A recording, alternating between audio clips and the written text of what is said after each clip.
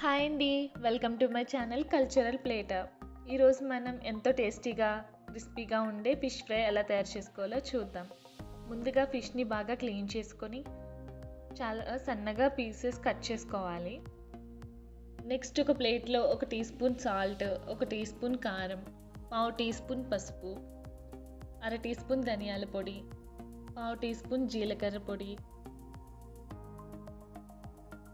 అరచిక్క నిమ్మరసం వేసుకొని 1 tea spoon oil కూడా వేసుకొని మసాలాలన్నీ బాగా కలుపుకోవాలి. మసాలాలన్నీ బాగా మిక్స్ చేసుకున్న తర్వాత ఫిష్ పీసెస్ని ఒక్కొక్కటిగా తీసుకొని బాగా అప్లై చేసుకోవాలి. అన్ని వైపులా అదే విధంగా మసాలాను బాగా పట్టించుకోవాలి.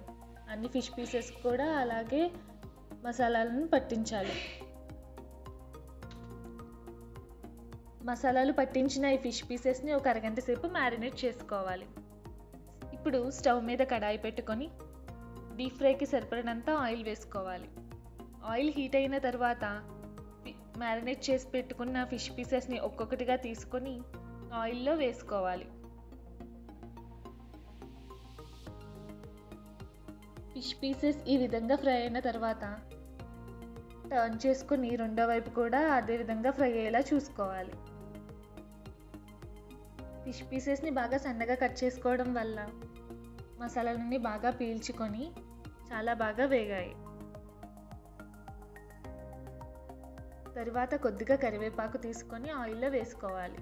కరివేపాకు కూడా వేగిన తర్వాత ఫిష్ పీసెస్తో కలిపి కరివేపాకును కూడా తీసుకోవాలి. తర్వాత ఇదే విధంగా మిగిలిన ఫిష్ పీసెస్ని కూడా ఫ్రై చేసుకోవాలి. అంతేనండి, ఎంతో టేస్టీగా ఇంకా క్రిస్పీగా ఉండే ఫిష్ ఫ్రై రెడీ. మీకు నచ్చిందా? నచ్చితే మీరు కూడా ట్రై చేయండి. ట్రై చేసిన తర్వాత ఎలా వచ్చిందో మాత్రం కామెంట్స్లో తెలపండి. ఈ వీడియో మీకు నచ్చినట్లయితే ఒక లైక్ కొట్టి సబ్స్క్రైబ్ చేసుకోండి.